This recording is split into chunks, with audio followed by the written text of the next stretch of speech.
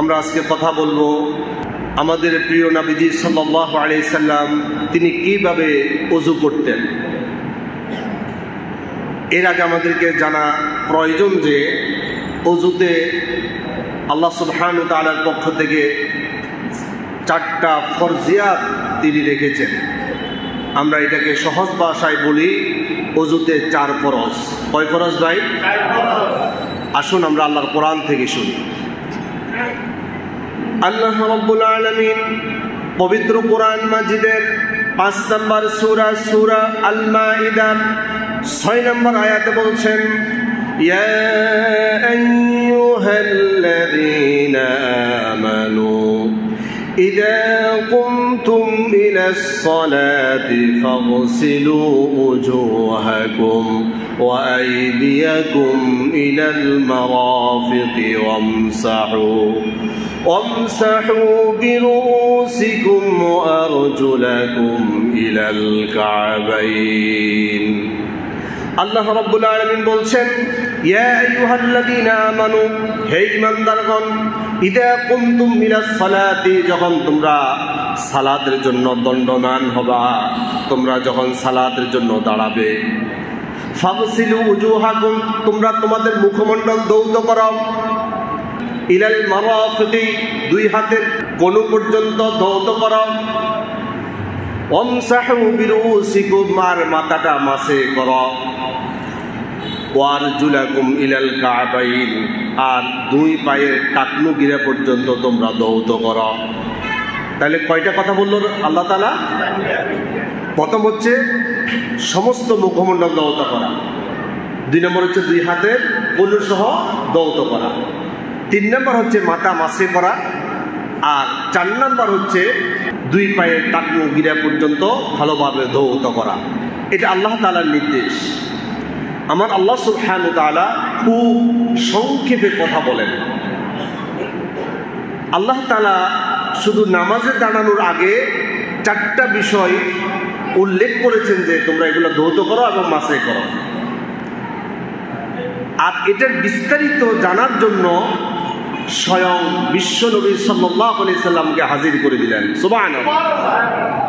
দেখেন আল্লাহ তাআলা কত সংক্ষেপে কথা বলেন।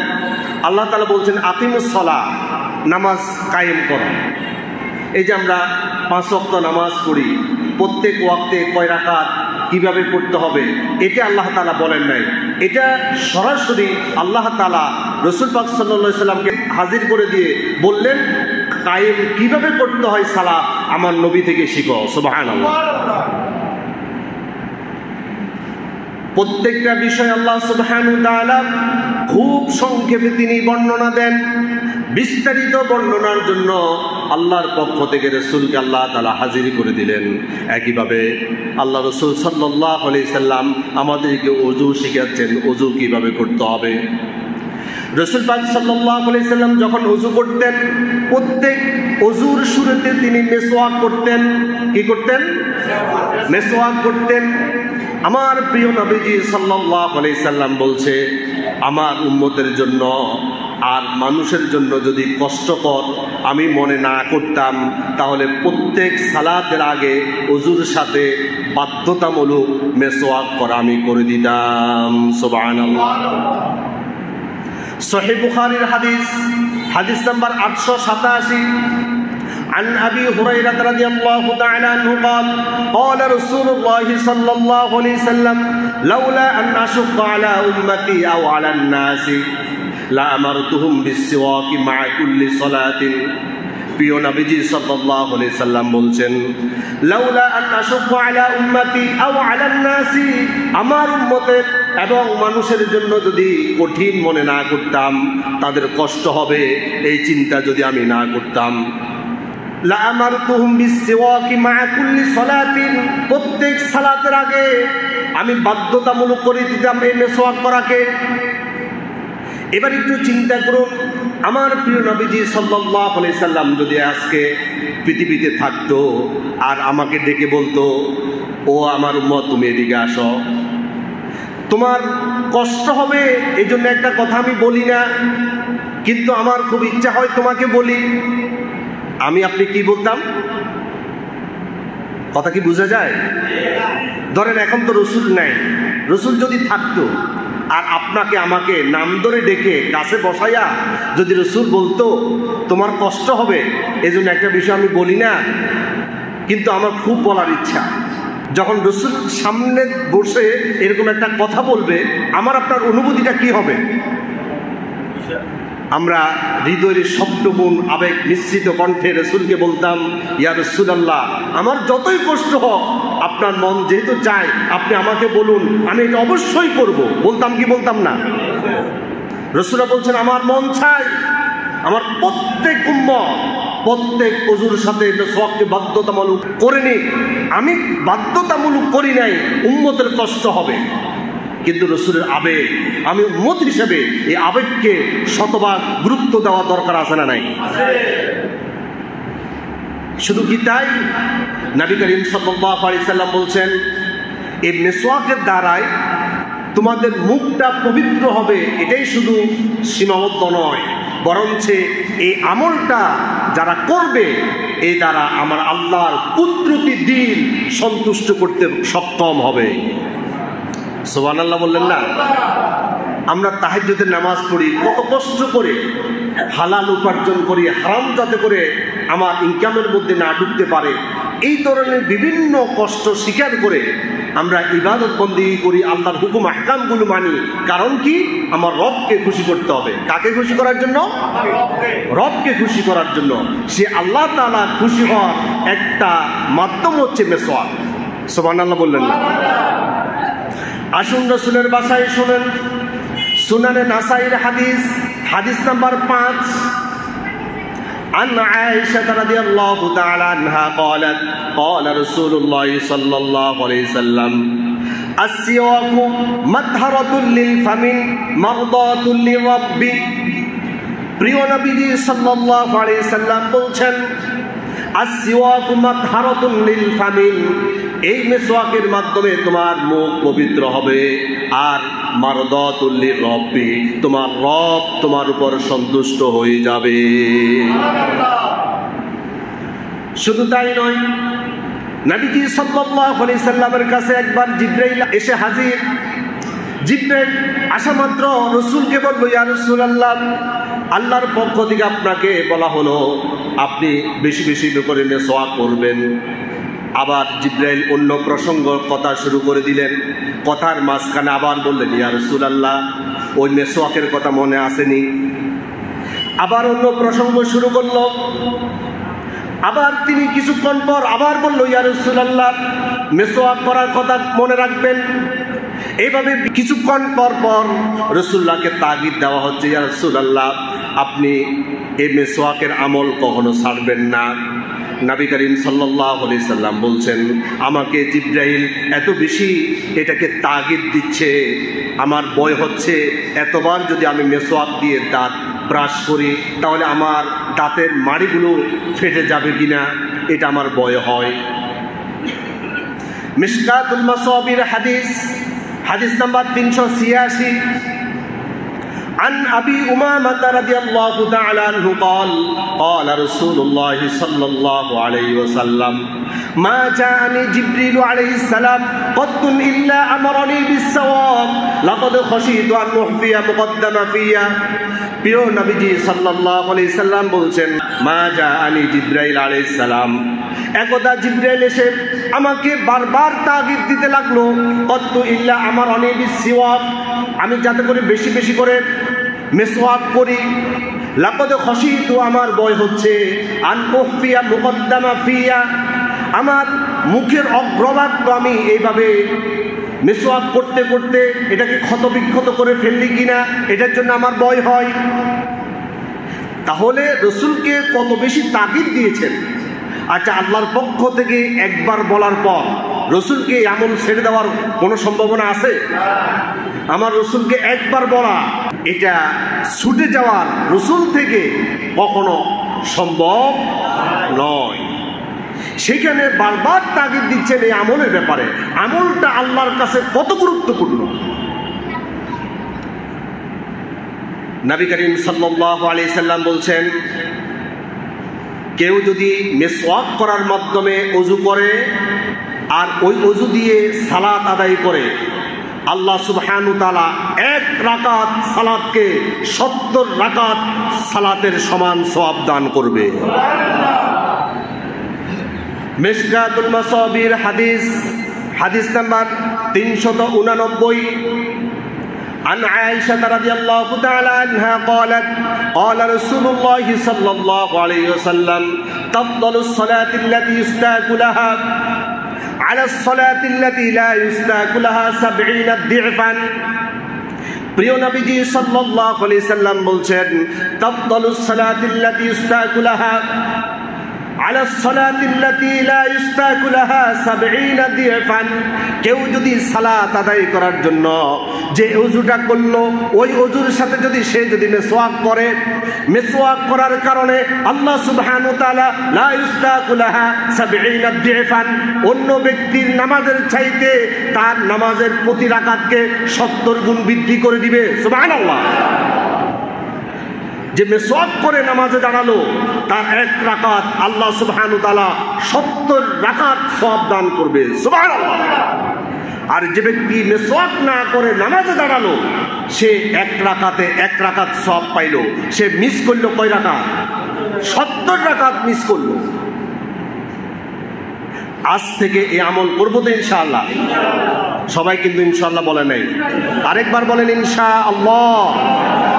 শুধু আমি নিজে করব না, আমার পরিবারের প্রত্যেক সদস্যের হাতে এই মিসওয়াক তুলে দিব। বলি ইনশাআল্লাহ। একটা মিসওয়াক কত টাকা ভাই? সর্বোচ্চ 50 টাকা, 20 টাকাও আছে। আমি ভালো মানের যেটা সেটা 50 টাকা, আমি কয়েকদিন আগে নিলাম। ধরেন আপনার একটা সুন্নাহ আমলের মাধ্যমে আপনার ভাগ্যের পরিবর্তন হয়ে যাবে, আপনার পরিবারের মধ্যে বরকত আল্লাহর আরশ আজিম থেকে অজর ধারায় নেমে আসবে। তবে আপনাকে হৃদয়ের মধ্যে লালন করতে হবে, এটা আমার প্রিয় নবীজির সুন্নাহ। এই সুন্নাতের ভালোবাসা যদি আপনার ভিতরে হৃদয়ের মধ্যে আমলের মধ্যে বাস্তবায়ন করতে পারেন, ইনশাআল্লাহ আমি দায়িত্ব নিয়ে আপনাকে বলতে পারি, আল্লাহ সুবহানাহু ওয়া তাআলার পক্ষ থেকে আপনার পেরেশানি দূর করে দেওয়া হবে ইনশাআল্লাহ। আল্লাহ তাআলা তৌফিক দান করুন, আমরা বলি আমিন। তাহলে ওযুর প্রথম সুন্নাহ কি?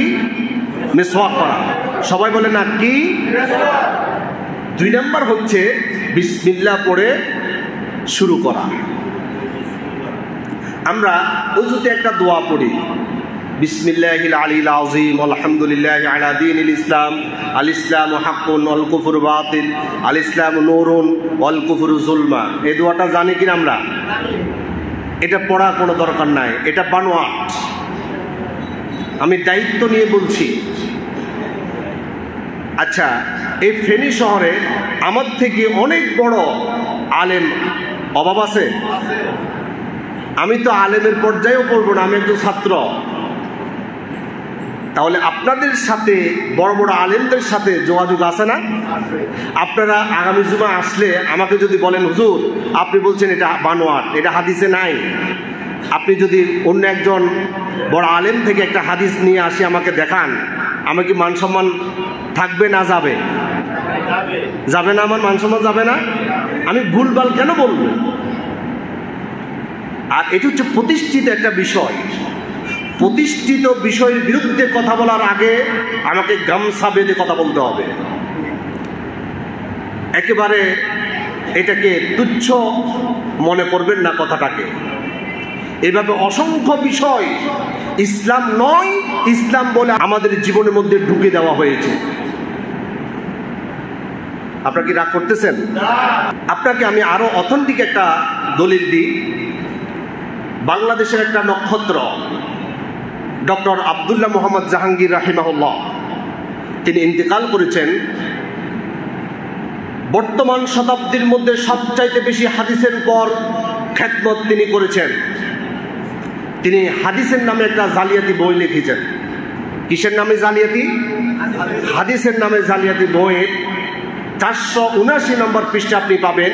উনি বিস্তারিত আলোচনা করেছেন যে রাসূল কারীম সাল্লাল্লাহু আলাইহি সাল্লাম ওযুর আগে এই দোয়াটা পড়েছেন মর্মে একটা হাদিসও নাই, এবং কি কোন সাহাবায়ে কেরাম বলেছেন পড়েছেন বিশুদ্ধ সনদে একটা হাদিস পাওয়া যায় না। তিনি আরো ভালো রেফারেন্স দিয়ে কথা বলেছেন। তাহলে আমি বলতে চাচ্ছিলাম ওযুর দোয়া বলতে শুধু বিসমিল্লাহটা ওযুর দোয়া, আর বাড়তি কোনো দোয়া নাই। আচ্ছা, আমি কি সহজ করলাম নাকি কঠিন করলাম? ইসলাম সহজ, আমরা সহজ পথে এগিয়ে যাব আল্লাহর জান্নাত পর্যন্ত। আল্লাহ কবুল করুন, আমরা বলি আমিন। এখন আমাদের প্রিয় নবীজি সাল্লাল্লাহু আলাইহি সাল্লাম ওযু শুরু করার আগে কি পড়তেন? তিনি পড়তেন শুধু বিসমিল্লাহ। কি পড়তেন? সুনান ইবনে মাজার হাদিস নাম্বার 397 عن أبي سعيد الخدري رضي الله تعالى عنه قال قال رسول الله صلى الله عليه وسلم لا وضوء لمن لم يذكر اسم الله عليه لا وضوء ওই ব্যক্তির ওযু হয় নাই লিমান লাম ইয়াযকুর ইসমাল্লাহি আলাইহি, যে ব্যক্তি ওযুর শুরুতে বিসমিল্লাহ পড়ে নাই। সুবহানাল্লাহ। তাহলে বিসমিল্লাহ পড়া এটা হচ্ছে রাসূলের সুন্নাহ। রাসূল বলছেন লা উযুআ, তার ওযু হবে না যদি সে বিসমিল্লাহ না পড়ে। তাহলে বিসমিল্লাহ পড়া এটা একটা সুন্নাহ। প্রথম সুন্নাহ হচ্ছে মিসওয়াক করা, 2 নম্বর সুন্নাহ হচ্ছে বিসমিল্লাহ পড়া, 3 নম্বর সুন্নাহ হচ্ছে ডান দিক থেকে ওযু আরম্ভ করা। নবী করিম সাল্লাল্লাহু আলাইহি সাল্লাম শুধু ওযুর ক্ষেত্রে নয়, প্রত্যেকটা আমলের ক্ষেত্রে তিনি ডান দিক থেকে শুরু করতেন। সহিহ বুখারীর হাদিস নাম্বার 426 عن عائشة رضي الله تعالى عنها قالت أن النبي صلى الله عليه وسلم يحب التيمم ما استطاع في شأنه كله في طهوره وترجله وتنعله। নবী করিম সাল্লাল্লাহু আলাইহি সাল্লাম প্রত্যেকটা কাজ তিনি মোহাব্বত করতেন, তিনি ভালোবাসতেন, তিনি পছন্দ করতেন ডান দিক থেকে শুরু করা। ইউহিব্বুত তায়াম্মুন মাস্তাতাআ ফি শানি কুল্লিহি, প্রত্যেকটা কাজ তিনি ডান দিক থেকে শুরু করতেন। ফি তুহুরিহি, তিনি যখন ওযু করতেন তখন ডান দিক থেকে প্রত্যেকটা অঙ্গ প্রত্যঙ্গ তিনি আগে ধৌত করতেন। অতারজ্জুলিহি, তিনি যখন মাথা আঁচড়াতেন তখনও ডান দিক থেকে আঁচড়াতেন। অতানাউলিহি, তিনি যখন স্যান্ডেল পরিধান করতেন, স্যান্ডেল পায়ে দেওয়ার সময় রাসূল করিম সাল্লাল্লাহু আলাইহি সাল্লাম প্রথম ডান দিক থেকে শুরু করতেন। বলেন সুবহানাল্লাহ। তাহলে প্রত্যেকটা কাজ শুরু করবে কোন দিক থেকে ভাই? আর যারা জবাব দেন নাই এরা বাম দিক থেকে নাকি? কোন দিক থেকে ভাই? ডান দিক থেকে। এখন নবী করিম সাল্লাল্লাহু আলাইহি সাল্লাম প্রত্যেকটা অঙ্গ প্রত্যঙ্গ ধৌত করতেন 3 বার করে। কয়বার করে? 3 বার করে। আসুন রাসূলের হাদিস থেকে শুনি। জামিউ তিরমিজির হাদিস নাম্বার 44 عن علي بن أبي طالب رضي الله تعالى عنه قال أن النبي صلى الله عليه وسلم توضأ ثلاثا আলী ইবনে আবি তালিব রাদিয়াল্লাহু তাআলা আনহু তিনি বলছেন, আমার প্রিয় নবীজি সাল্লাল্লাহু আলাইহি সাল্লাম যখন ওযু করতেন প্রত্যেকটা অঙ্গ প্রত্যঙ্গ তিনি 3 বার করে ধৌত করতেন। কয়বার? 3 বার। এখন কেউ যদি 4 বার করে সে একটা গুনাহ করলো, সে নিজের উপর জুলুম করলো। কথা কি বোঝা যায়? ওযু করার মধ্যে কেউ যদি 3 বারের জায়গা 4 বার ধোয় সে কি করলো? একটা গুনাহ করলো, নিজের উপর জুলুম করলো। এটা কি ফতোয়া আমার? রাসূলের। সুনানে আবু দাউদ শরীফের হাদিস নাম্বার 135 عن عمرو بن شعيب رضي الله تعالى عنه قال أن رجلا أتى النبي صلى الله عليه وسلم। আমর ইবনে শুআইব রাদিয়াল্লাহু তাআলা আনহু তিনি বলছেন, রাসূল করিম সাল্লাল্লাহু আলাইহি সাল্লামের দরবারে একজন ব্যক্তি এসে হাজির। আতান নবী সাল্লাল্লাহু আলাইহি সাল্লাম, একজন ব্যক্তি এসে ফাকাল ইয়া রাসূলুল্লাহ সাল্লাল্লাহু আলাইহি সাল্লাম, রাসূলকে লক্ষ্য করে বলল, ইয়া রাসূলুল্লাহ কাইফাত তুহুর, ইয়া রাসূল আমি কিভাবে পবিত্রতা অর্জন করব? রাসূল বলল, আমার জন্য একটু পানি নিয়ে আসো। ফাদাআ বিমাইন, পানি আনা হলো। তাওয়াদ্দা সালাতান, রাসূল করিম সাল্লাল্লাহু আলাইহি সাল্লাম প্রত্যেকটা অঙ্গ প্রত্যঙ্গ 3 বার করে ধৌত করলেন। হাকাদাল উদু, রাসূল এবার বললেন এইভাবে ওযু করতে হয়। ফামান যাদা আলা হাদা আও নাকাসা ফামান আসা ফাকাদ যালামা। নবীজি সাল্লাল্লাহু আলাইহি সাল্লাম তিনবার করে দোয়ার পর রাসূলুল্লাহ বলছেন এইভাবে ওযু করতে হয়। ফামান যাদা আলা হাদা আও নাকাসা, কেউ যদি এর চাইতে বেশি করে, আও নাকাসা অথবা কম করে, ফাকাদ আসা, সে একটা গুনাহ করলো, অজালামা এবং সে নিজের উপর জুলুম করলো। নাউজুবিল্লাহ। পানি পাইছেন আর যেমনি ইচ্ছা তেমনি খরচ করবেন, এটার অথরিটি ইসলাম আপনাকে, আপনি ভালোভাবে দ্রুত করতে হবে, এটা ঠিক আছে, কিন্তু তিনবারের বেশি নয়। কারণ আপনি যখন ওযু করেন তখন একটা শয়তান আপনাকে ডিস্টার্ব করে। ওই শয়তানের নাম হচ্ছে অলহান।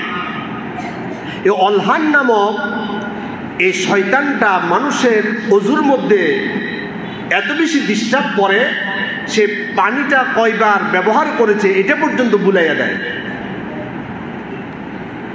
কারণ আপনি একটা সুন্নাহ আদায় করেন, এটা শয়তানের সহ্য হয় না। কারণ মুমিনের জন্য সবচাইতে বড় অস্ত্র হচ্ছে রাসূলের সুন্নাহ। সুবহানাল্লাহ বলেন। মুমিনের কাছে পৃথিবীর সবচাইতে বড় সম্পদ হচ্ছে আল্লাহ রাসূলের সুন্নাহ।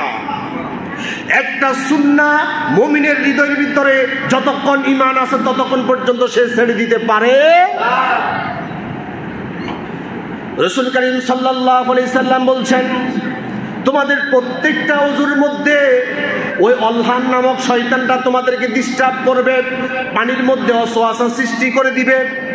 রাসূলের হাদিস থেকে শুনুন, জামিউত তিরমিজির হাদিস নাম্বার 57 عن أبي بن كعب رضي الله تعالى عنه قال قال رسول الله صلى الله عليه وسلم إن للوضوء شيطانا يقال له الولهان فاتقوا وسوس الماء।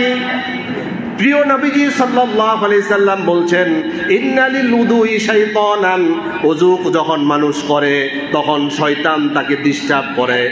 ইউকালু লাহুল অলহান, ওই শয়তানের নাম হচ্ছে অলহান। ফাত্তাকু ওয়াসওয়াসাল মাই, তার কাজ হচ্ছে পানির মধ্যে ওয়াসওয়াসা সৃষ্টি করা। আপনি দেখবেন, আপনি যখন ওযু করতেছেন তিনবার দোয়ার পর মনে হচ্ছে যে মনে হয় নাই, অথবা হয়েছে কিন্তু তিনবার ধুন নাই, মনে একবার বাকি আছে, অথবা মনে একবার বেশি হয়ে গেছে। এরকম ওয়াসওয়াসা দেয় কি দেয় না? এই ওয়াসওয়াসার কারণে মানুষ পানি নষ্ট করে, অপচয় করে। শুধু পানির ক্ষেত্রে নয়, প্রিয় নবীজি সাল্লাল্লাহু আলাইহি সাল্লাম কোনো ক্ষেত্রেই অপচয়কারীকে পছন্দ করতেন না। আল্লাহ তাআলা বলছেন, যে ব্যক্তি অপচয় করে সে শয়তানের ভাই। কার ভাই? আমরা কি শয়তানের ভাই হতে চাই? যারা জবাব দেন নাই তারা বলছেন কি ইনশাআল্লাহ, নাকি আমরা কি শয়তানের ভাই হব?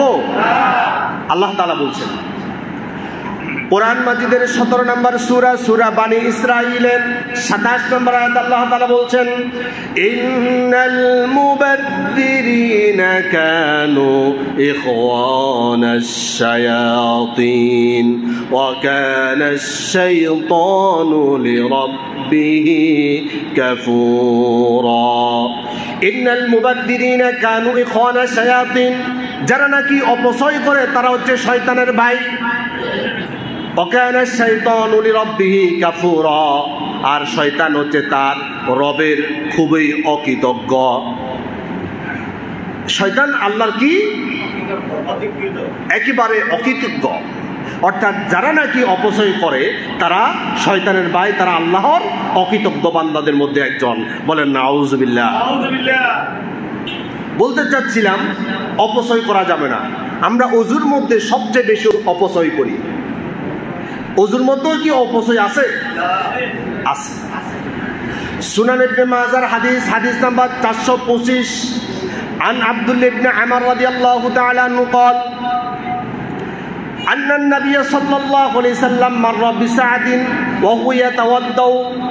হযরত সাদ রাদিয়াল্লাহু তাআলা আনহু ওযু করতেছেন আর পাশ দিয়ে প্রিয় নবীজি সাল্লাল্লাহু আলাইহি সাল্লাম গমন করছেন, তিনি যাচ্ছিলেন। রাসূল পাক সাল্লাল্লাহু আলাইহি সাল্লাম সাদকে রক্ষ করে বলল, মা হাদা সারাফু, এটাই হচ্ছে অপচয়। অর্থাৎ তিনি ওযুর পানি বেশি খরচ করতেছেন। এখন রাসূল বলছেন এটাই হচ্ছে অপচয়। এবার সাদ রাদিয়াল্লাহু তাআলা আনহু তিনি বললেন, আফিল উদু ইসরাফুন, ইয়া রাসূলুল্লাহ, ওযুর মধ্যেও কি অপচয় আছে নাকি? প্রিয় নবীজি সাল্লাল্লাহু আলাইহি সাল্লাম বলছেন, নাম, হ্যাঁ, ওযুর মধ্যে অপচয় আছে। ওয়াইন কুনতা আলা নাহারিন জারিন, প্রবাহিত নদীর ধারে বসে তুমি যখন ওযু করবে তখনও অপচয় করতে পারবে না। সুবহানাল্লাহ। ওয়াইন কুনতা আলা নাহারিন জারিন, প্রবাহিত নদীর পাশে বসেও পানি অপচয় করার জন্য নিষেধ করেছেন বিশ্বনবী মুহাম্মাদুর। আমরা এখন অনায়াসে ট্যাপের পানি দিয়ে ওযু করতেছি, যেখানে এক বদনা পানি দিয়ে ওযু হওয়ার কথা সেখানে লেগে যাচ্ছে এক বালতি। এখন ওযুর কোনো একটা অংশে একটা নোক পরিমাণ যদি কারো ওযুর অংশ শুকনা থাকে তার ওযু হবে না। আসুন হযরত উসমান রাদিয়াল্লাহু তাআলা আনহু তিনি রাসূল করিম সাল্লাল্লাহু আলাইহি ওয়াসাল্লাম কিভাবে ওযু করতেন এটা শিখাচ্ছেন। সহিহ মুসলিম শরীফের হাদিস নাম্বার 426, عن عثمان بن عفان رضي الله تعالى عنه قال دعا بوضوء فتودع। হযরত উসমান রাদিয়াল্লাহু তাআলা আনহু তিনি ওযুর জন্য পানি আনলেন আর সবাইকে বললেন, রাসূল কিভাবে ওযু করতেন আমার থেকে দেখো। ফাগসালা কাফাইহি সালাসা মাররাতিন, তিনি হাতের কবজি পর্যন্ত 3 বার ভালোভাবে ধৌত করলেন। সুম্মা মাদমাদ ওয়াস্তানশারা, এরপর তিনি 3 বার কুলি করলেন। কুলি করার সময় আমরা একেবারে গলগলা করতে হবে, এটা বাধ্যবাধকতা নাই। আপনি এমনভাবে কুলি করবেন যাতে করে মুখের ভিতরে কোনো ময়লা না থাকে। ওয়াস্তানশারা, নাক ঝেড়ে ফেলবে 3 বার। কয়বার? আচ্ছা, নাকে কি পানি দেওয়ার জন্য বলছে নাকি নাক ঝেড়ে ফেলার জন্য বলছে? আমরা পানি দিই কিন্তু ঝেড়ে ফেলি না, এটা হচ্ছে আমাদের ভুল। আরো অসংখ্য ভুল আছে, আমি আপনাদেরকে ধরাই দিব ইনশাআল্লাহ। তাহলে রাসূল করিম সাল্লাল্লাহু আলাইহি সাল্লাম কিভাবে ওযু করতেন? হযরত উসমান রাদিয়াল্লাহু তাআলা আনহু তিনি বলছেন, তুম্মা মাদমাদ, কবজি পর্যন্ত 3 বার ধৌত করার পর 3 বার তিনি কুলি করতেন। ওয়াস্তানশারা, এরপর নাকে পানি দেওয়ার পর 3 বার নাক ঝেড়ে ফেলে দিতেন, দোনো নাক, দোনো ছিদ্র 3 বার করে তিনি ঝেড়ে ফেললেন। এরপর ফাগসালা ওয়াজহাহু সালাসা মাররাত, তিনি 3 বার মুখমণ্ডলটা ধৌত করলেন। আমি আরেকটু ভেঙে ভেঙে পরে আসতেছি, আগে হাদিসটা আপনারা শুনেন। সুম্মা গসালা ইয়াদাহুল ইয়ুমনা ইলাল মিরফাকি সালাসা মাররাতিন, তিনি মুখমণ্ডল ধৌত করার পর ডান হাতের কোণু পর্যন্ত 3 বার ধৌত করলেন। সুম্মা গসালা ইয়াদাহুল ইউসরা মিথলা যালিক, যেভাবে ডান হাতের কোণু পর্যন্ত তিনি 3 বার ধৌত করলেন, একইভাবে তিনি বাম হাতের কোণু পর্যন্ত 3 বার ধৌত করলেন। সুম্মা মাসাহা রাসাহু, এরপর তিনি মাথা মাসাই করলেন। সুম্মা গসালা রিজলাহুল ইয়ুমনা ইলাল কা'বাইনি সালাসা মাররাতিন, এবার তিনি ডান পায়ের টাকনু গিরা পর্যন্ত 3 বার ধৌত করলেন। সুম্মা গসালা রিজলাহুল ইউসরা মিথলা যালিক, ডান পা যেভাবে তিনি টাকনু গিরা পর্যন্ত 3 বার ধৌত করলেন, সেম ভাবে তিনি একইভাবে তিনি বাম পার টাকনু পর্যন্ত 3 বার ধৌত করলেন। ধৌত করার পর এবার তিনি দাঁড়িয়ে বললেন, সুম্মা ক্বালা রাআইতু রাসূলুল্লাহি সাল্লাল্লাহু আলাইহি সাল্লাম তাওয়াদ্দাআ নাহা ওযুই হাদা, আমি প্রিয় নবী সাল্লাল্লাহু আলাইহি সাল্লামকে এইভাবে ওযু করতে দেখেছি। সুম্মা ক্বালা, তিনি আরো বলছেন, ফাকালা রাসূলুল্লাহি সাল্লাল্লাহু আলাইহি সাল্লাম মান তাওয়াদ্দাআ নাহা ওযুই হাদা, কেউ যদি আমার ওযুর মতো ওযু করে, সুম্মা কামা ফারাকা রাকাতাইনি গফিরা লাহু মা তাকদ্দামা মিন যামবি, এই ওযু দিয়ে 2 রাকাত নামাজ আদায় করলো, তার জীবনের সমস্ত গুনাহগুলো আল্লাহ তাআলা ক্ষমা করে দিল। তাহলে এইভাবে ওযু করার পর ওই ওযু দিয়ে সর্বপ্রথম কি করতে হবে? 2 রাকাত তাহিয়াতুল ওযু নামাজ পড়তে হবে। এখন আসুন আমরা কবজি পর্যন্ত 3 বার ধোবো, 3 বার ধৌত করব। 3 বার ধৌত করার পর আমরা কি করব? দুই হাতের আঙ্গুলগুলো খিলাইল করব। কি করব? খিলাইল করব। রাসূল বলছেন, সুনান আবু দাউদ শরীফের হাদিস, হাদিস নাম্বার 142, عن لقيط بن صبرة رضي الله تعالى عنه قال قال رسول الله صلى الله عليه وسلم أسبغ الوضوء وخلل بين أصابعي। প্রিয় নবীজি সাল্লাল্লাহু আলাইহি সাল্লাম বলছেন, আসবিগিল উদুআ, তোমরা ওযু পরিপূর্ণভাবে আদায় করবে, ওয়াখাল্লিল বাইনা আসাবি'i, এরপর তোমরা দুই হাতের আঙ্গুলগুলো খিলাইল করবে। যখন দুই হাতের কবজি পর্যন্ত আমরা দৌত করব তখন কি করব? দুই হাতের আঙ্গুলগুলো খিলাইল করব। আঙ্গুলগুলো খিলাইল কিভাবে করব? এক আঙ্গুলগুলো আর এক আঙ্গুলের ফাঁকের মধ্যে প্রবেশ করাবো। আমরা শুধু হাতের আঙ্গুল খিলাইল করব না, বরঞ্চ যখন পা ধৌত করব পায়ের আঙ্গুলগুলো খিলাইল করতে হবে। রাসূল বলছেন, জামিউত তিরমিজির হাদিস, হাদিস নাম্বার 39, عن ابن عباس رضي الله تعالى عنه قال قال رسول الله صلى الله عليه وسلم إذا توضأت فخلل بين أصابع يديك ورجليك। প্রিয় নবীজি সাল্লাল্লাহু আলাইহি সাল্লাম বলছেন, ইদা তাওয়াদ্দাতা, তোমরা যখন ওযু করবে, ফাখল্লিল বাইনা আসাবি'i, তখন আঙ্গুলগুলো খিলাইল করবে, ইয়াদাইকা ওয়া রিজলাইকা, হাতের আঙ্গুল এবং পায়ের আঙ্গুল। আচ্ছা, বুঝলাম হাতের আঙ্গুলগুলো একটার ভিতরে একটা প্রবেশ করাই আমরা খিলাইল করলাম। পায়ের আঙ্গুলগুলো কিভাবে করব? আসুন রাসূল কিভাবে করতেন।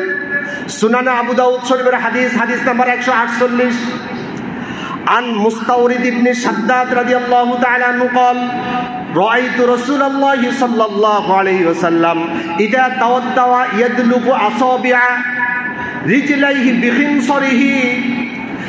মুস্তাওরিদ ইবনে শাদ্দাদ রাদিয়াল্লাহু তাআলা আনহু তিনি বলছেন, আমি প্রিয় নবীজি সাল্লাল্লাহু আলাইহি সাল্লামকে দেখেছি বিখিনসরাইহি, তিনি বাম হাতের কনিষ্ঠ আঙ্গুল দিয়ে তিনি পায়ের আঙ্গুলগুলো খিলাইল করতেন।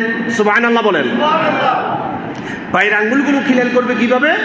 কনিষ্ঠ আঙ্গুল দিয়ে। রিজলাইহি বিখিনসরিহি, এই আঙ্গুলের নাম কি?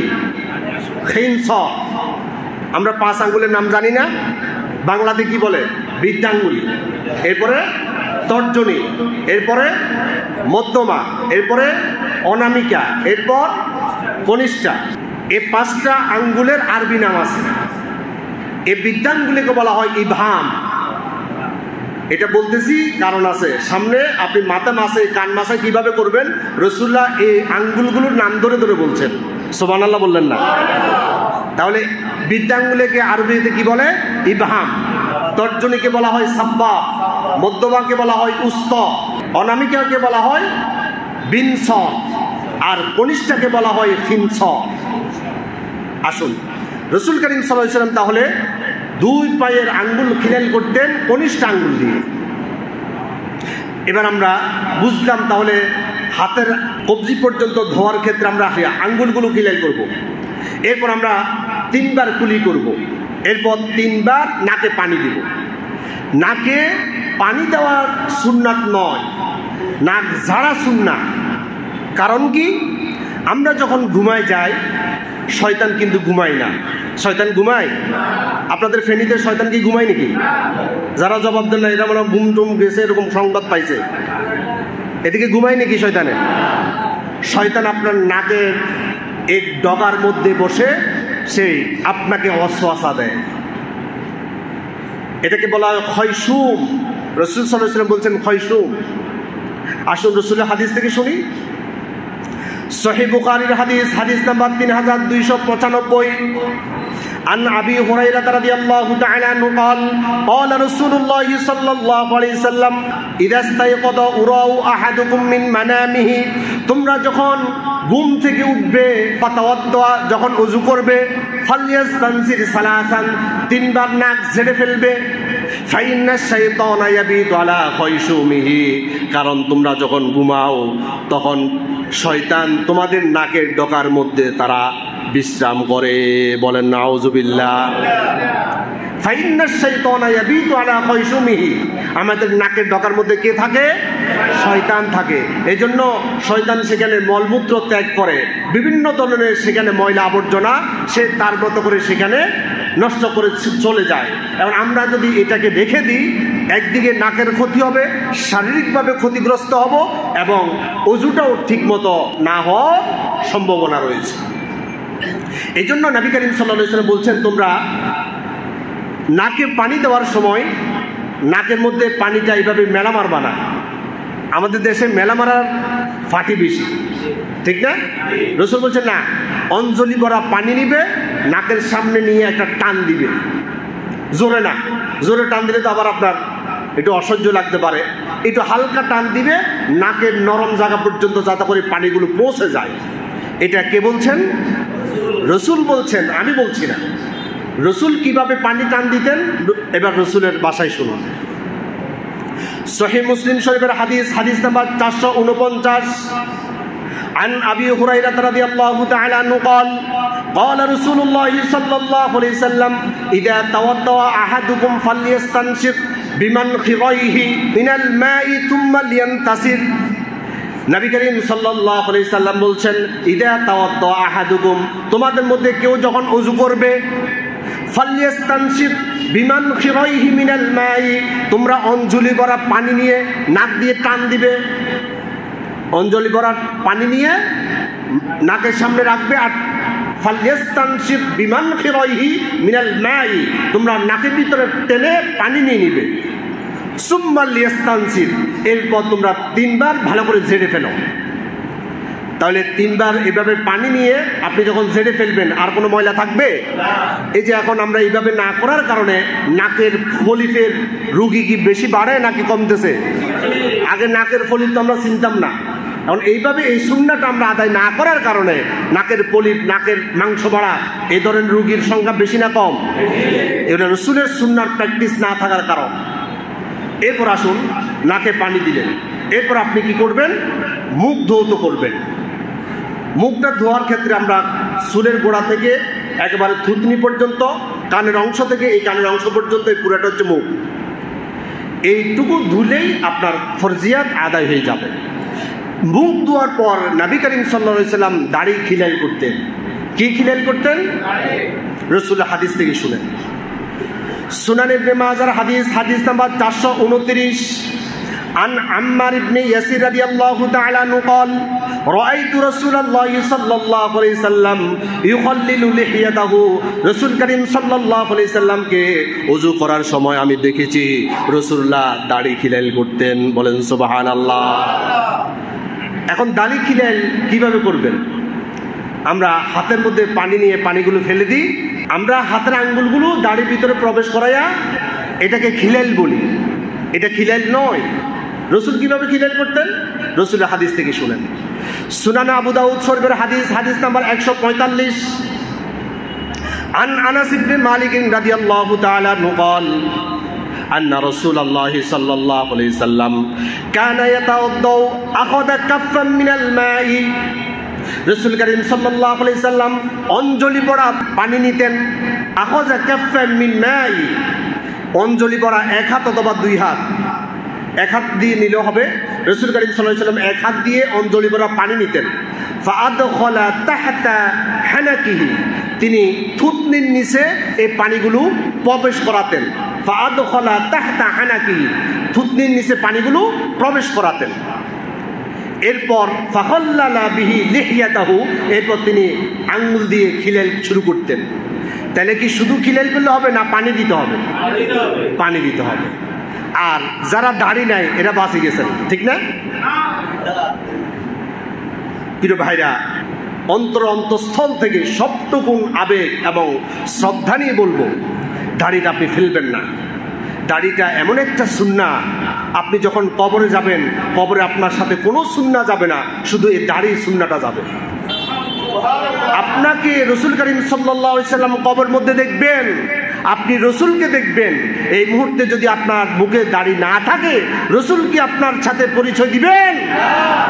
কোন লজ্জায় রাসূলের সামনে আপনি উঠবেন, রাসূলকে বলবেন রাসূল আমি উম্মত? সুতরাং যারা এই ভুল করেছি আমরা আর করব না, বলি ইনশাআল্লাহ। দাড়ি রাখলে যদি আপনার কোনো ক্ষতি হয়, সেই ক্ষতিটা আপনি মাথায় বরণ করে নেন। অন্তত কিয়ামতের ময়দানে রাসূলের সামনে বলতে পারবেন, ইয়া রাসূলুল্লাহ, আপনার এই সুন্নাহ বাস্তবায়নের জন্য আমি ত্যাগ, তিতিক্ষা এবং কোরবানি দিয়ে এসেছি। সুবহানাল্লাহ। আল্লাহ তৌফিক দান করুন, আমরা বলি আমিন। সময় তো শেষ। দাড়ি খিলাইল করতে হবে। দাড়ি খিলাইল করার পর আমরা ডান হাত এবং বাম হাত কনুই পর্যন্ত ধৌত করব। এরপর আমরা মাথা মাসাই করব। অধিকাংশ মানুষের মাথা মাসা হয় না। এখন মাথা মাসাই করার জন্য কি আলাদা পানি নিতে হবে, না আগের ভিজা আঙুল দিয়ে চালিয়ে দিলে হবে? আবার নতুন করে পানি নিতে হবে। জামিউত তিরমিজির 35 নম্বর হাদিস। আমি সেদিকে যাচ্ছি না, শুধু এটুকু বলবো কিভাবে আপনি মাথাটা মাসাই করবেন। হাত ধোয়ার ব্যাপারটা তো আমি বললাম, এই কোন পর্যন্ত ধুতে হবে। গিরা যেটা আছে, কোন গিরার পর্যন্ত আপনি ভালোভাবে ধুইতে হবে। এর ভিতরে যদি একটা পশমও শুকনা থাকে তাহলে উযু হবে না। তাহলে অনেকে একেবারে এই পর্যন্ত তুলে ফেলে, এটা তার ভিন্ন ব্যক্তিগত বিষয়।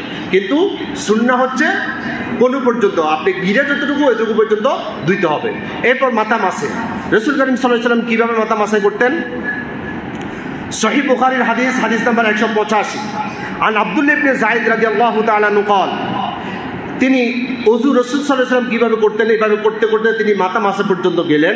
এরপর তিনি বলছেন মাসাহা রাসাহু বিয়াদাইহি, দুই হাত দিয়ে মাথা মাসাই করতে হবে। ফাআকবালা বিহিমা ওয়া আদবার, তিনি পুরা মাথা শুরু থেকে শেষ পর্যন্ত, আদবার মানে কি পিছন, একবারে পিছন পর্যন্ত তিনি মাসাই করতেন। কিভাবে শুরু করতেন তিনি? বাদা বিমুকদ্দামি রাসিহি হাত্তা যাহাবা বিহিমা ইলা কফাহু থুম্মা রাদ্দাহুমা ইলা আল মাকান আল্লাযী বাদা মিনহু। ভালো করে খেয়াল করেন, তিনি বলছেন দুই হাত দিয়ে নবী করিম সাল্লাল্লাহু আলাইহি ওয়াসাল্লাম মাথা মাসা শুরু করতেন। এইভাবে আমার দিকে তাকান, এইভাবে হাতের আঙ্গুলগুলো একসাথ করতেন, একসাথ করে তিনি কপালের উপর বসাতেন। বাদা বিমুকদ্দামি রাসিহি, মাথার একেবারে শুরু থেকে। মুকদ্দমা মানে কি শুরু, রসুল অর্থ মাথা। তাহলে বিমুকদ্দামি রাসি, মাথার একেবারে শুরু ভাগ থেকে এইভাবে তিনি বসাতেন। ফাআকবালা বিহিমা ওয়া আদবার, একবারে শেষ পর্যন্ত নিয়ে যেতেন। হাত্তা যাহাবা বিহিমা ইলা কফাহু, পিছন পর্যন্ত যতটুকু চুল আছে গর্দানের উপর পর্যন্ত তিনি এইভাবে হাতটা নিয়ে যেতেন। থুম্মা রাদ্দাহুমা, তিনি ছেড়ে দিতেন না।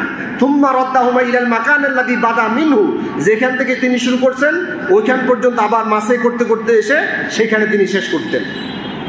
তাহলে মাথা মাসাটা কিভাবে বললাম?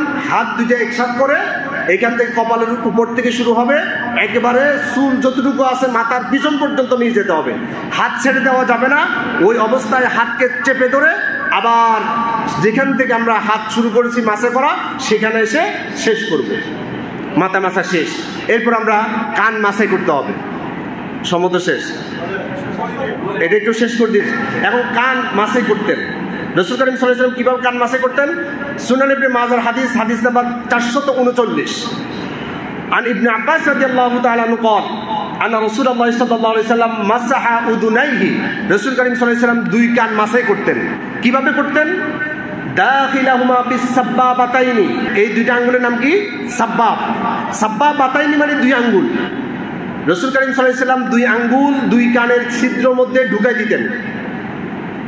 পানিটা আগে নিতে হবে, পানিটা আগে ঝেড়ে ফেলার পর ভিজা দুইটা আঙ্গুল দুই কানের ভিতরে ছিদ্রের মধ্যে ঢুকাই দিতে হবে।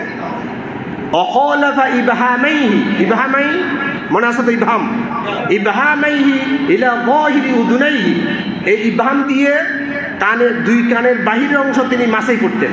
ফামাসাহা যাহিরাহুমা ওয়া বাতিনাহুমা, অর্থাৎ ভিতরে আঙ্গুলটা ছিদ্রের মধ্যে প্রবেশ করাইয়া এরপর ভিতরে আরো কিছু অংশ আছে না, আরেকটু বের করে বাকি অংশটা এই আঙ্গুল দিয়ে তিনি মাসাই করতেন। আর দুই বৃদ্ধাঙ্গুল দিয়ে কানের বাহিরের অংশ তিনি মাসাই করতেন। এটাই শেষ। এরপর আমরা অনেকে গর্দান মাসাই করি। গর্দান মাসাই করার ব্যাপারে কোনো হাদিস পাওয়া যায় না। এটা অনেক ওলামায়ে কেরাম বলেছেন বেদাত, এটা করার দরকার নাই। ডান পা তারপর বাম পা টাকনুগিরা পর্যন্ত ভালোভাবে ধৌত করবো। অজু শেষ। অজু শেষ করার পর একটা দোয়া আছে। রাসূল করিম সাল্লাল্লাহু আলাইহি ওয়াসাল্লাম বলছেন এই দোয়াটা যে পড়বে তার জন্য জান্নাতের 8টা দরজা আল্লাহ তাআলা খুলে দিবে। সহিহ মুসলিম শরীফের হাদিস, হাদিস নাম্বার 441। عن عقبة بن عامر رضي الله تعالى عنه قال قال رسول الله صلى الله عليه وسلم فيسبغ الوضوء যে ব্যক্তি পরিপূর্ণভাবে ওযু করবে থুম্মা ক্বালা এবং সে বলবে আশহাদু আল্লা ইলাহা ইল্লাল্লাহু ওয়াহদাহু লা শারীকা লাহু ওয়া আশহাদু আন্না মুহাম্মাদান আবদুহু ওয়া রাসূলুহু, এই দোয়াটা যে পড়বে ফুতিহাত লাহু সামানিয়াতু আবওয়াবুল জান্নাহ, তার জন্য আল্লাহ তাআলা কিয়ামতের দিন 8টা দরজা খুলে দিবে জান্নাতের। সুবহানাল্লাহ। ইয়াদখুলু আইয়্যিহা শাআ, যে দরজা দিয়ে তার ইচ্ছা প্রবেশ করার আল্লাহ তাআলা তাকে প্রবেশ করার জন্য অনুমতি দিয়ে দিবে। সুবহানাল্লাহ। এরপর জামি তিরমিজির 55 নম্বর হাদিসের মধ্যে এই দোয়ার সাথে অর্থাৎ আশহাদু আল্লা ইলাহা ইল্লাল্লাহু ওয়াহদাহু লা শারীকা লাহু, এটা কালিমায়ে শাহাদাত। কালিমায়ে শাহাদাত আমরা পারি না? ওযু শেষ করার পর কালিমায়ে শাহাদাত পড়বেন, পড়ার পর আল্লাহুম্মা জাআলনি মিনাত তাওয়াবিন ওয়া জাআলনি মিনাল মুতাতাহহিরিন, এটুকু পর্যন্ত যদি পারেন পড়লেন, আর যদি না পারেন শুধু কালিমায়ে শাহাদাত পড়তে পারলে এটা যদি আপনি কন্টিনিউ আমল করেন আল্লাহ তাআলা জান্নাত প্রবেশের ক্ষেত্রে আর কোনো বাধা রাখবে না। সুবহানাল্লাহ। আল্লাহ তাআলা আমাদের সকলকে নির্ভুল কথাগুলোর উপর আমল করার তৌফিক দান করুন। আমরা বলি আমিন। হাদা মা ইনদি ওয়াল ইলমু ইনদাল্লাহ আলাইহি তাওয়াক্কালতু ওয়া ইলাইহি